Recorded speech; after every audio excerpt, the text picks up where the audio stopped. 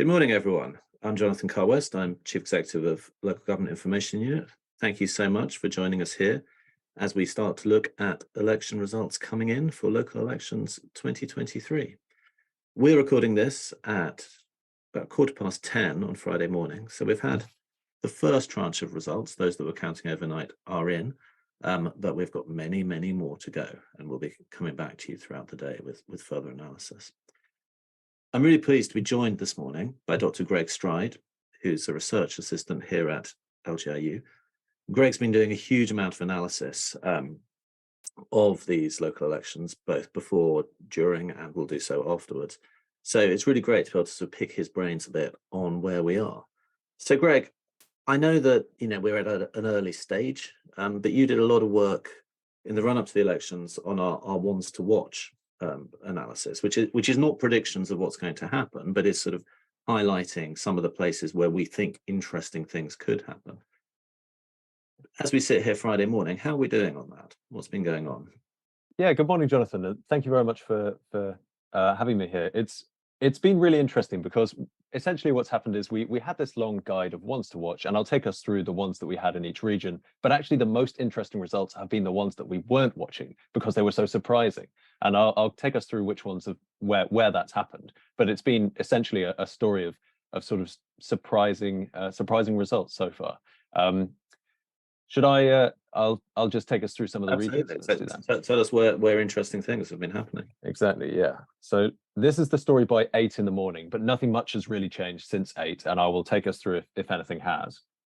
So to start off with, this is what the national picture looked like before the election, and this is where we're at 8 o'clock.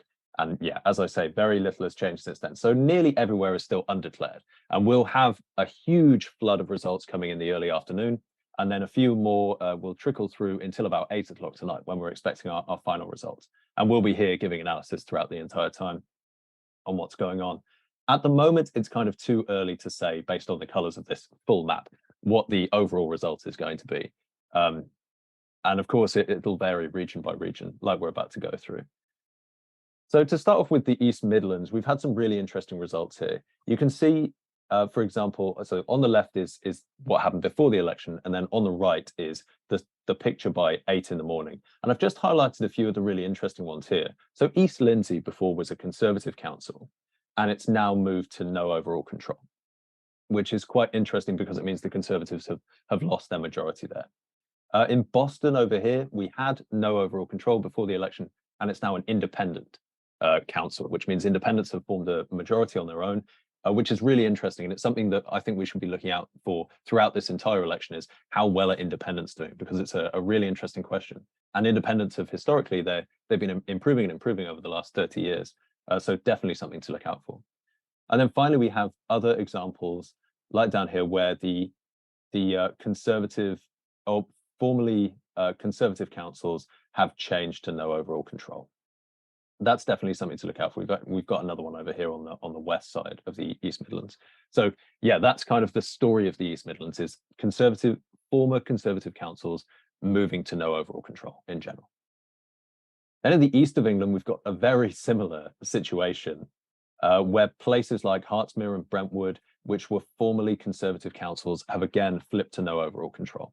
So this is kind of the story, the early story of the night is movement from where Conservative parties are losing their majorities in these councils across the country. It's not limited to one region. So we've seen it in the East Midlands and now in the east of England.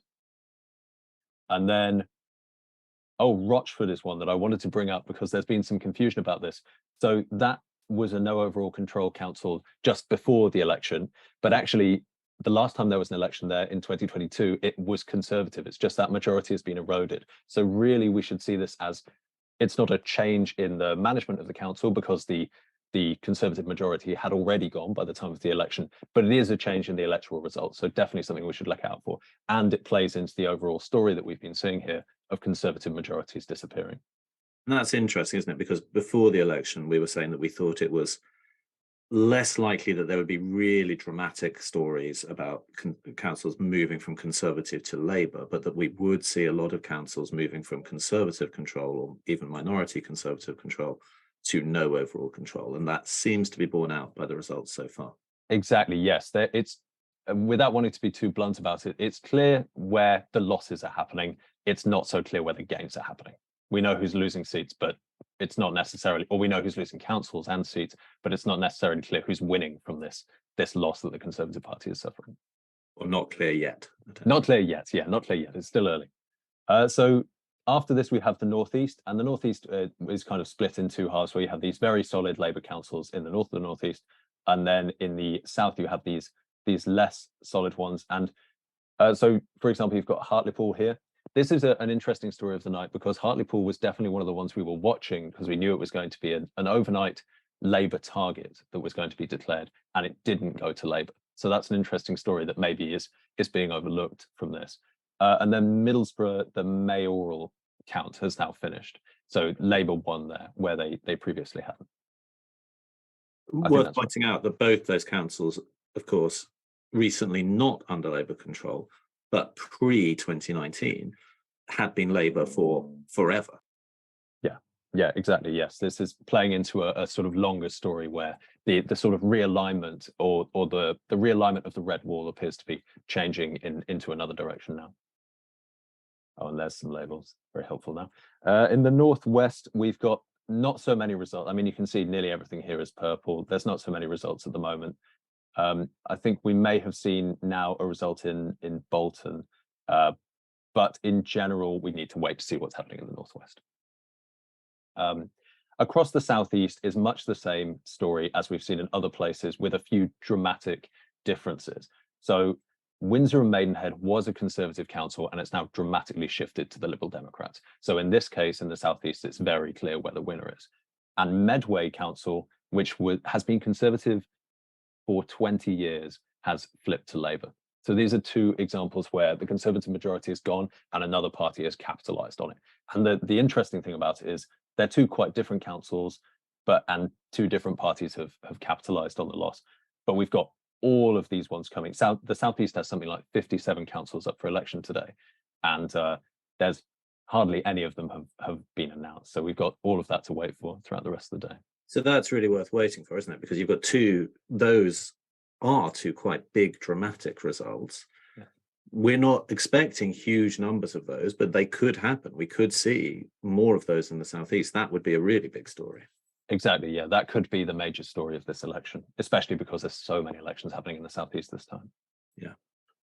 And then the Southwest, so there's two big results that have happened so far in the Southwest, and one of them has happened after I put the maps together. So firstly, we've got Plymouth has moved from no overall control to Labour. And Plymouth is one of those sort of seats that, one of those councils that changes every now and then. So the move to Labour is very significant.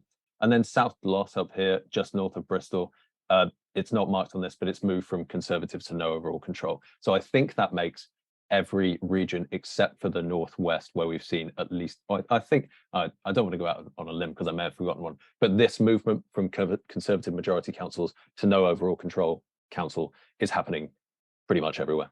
And worth pointing out that the Plymouth was in no overall control, but it was Conservative. It was a Conservative minority administration. So it was, yeah, exactly. So yeah, if you look sort of under the surface, Labour will be claiming that as a Conservative to Labour gain. Exactly. Then we've got the West Midlands. Again, there's been a few interesting results in the West Midlands. You've had Tamworth has moved from Conservative to no overall control, which we didn't have in our ones to watch, simply because it seemed like quite a secure majority, but there's obviously been a few seats lost there. Well, we're not infallible, Greg. No, certainly not. And then Stoke-on-Trent has gone from no overall control to Labour. So another example where you can definitely see who has won on that. And again, no overall control, but Tory run. Exactly, yeah, exactly. And in our ones to watch guide, we actually break down how no overall control councils across the country were split based on their sort of de facto political balance, and you can see that on our website. Stratford-on-Avon is one that we're waiting to declare another Conservative majority one, but that's one definitely to look out for as the day goes on. And then finally, Yorkshire and the Humber. There's only one result here that's where there's been there's a few results that have been announced and there's no changes so far, but there's one that I think is worth pointing out, which is Hull, where we thought it was possible that Labour was going to take Hull. They looked to be in a decent position to do so, but the Liberal Democrats have held on to their majority there, which is definitely an interesting result, another really interesting one.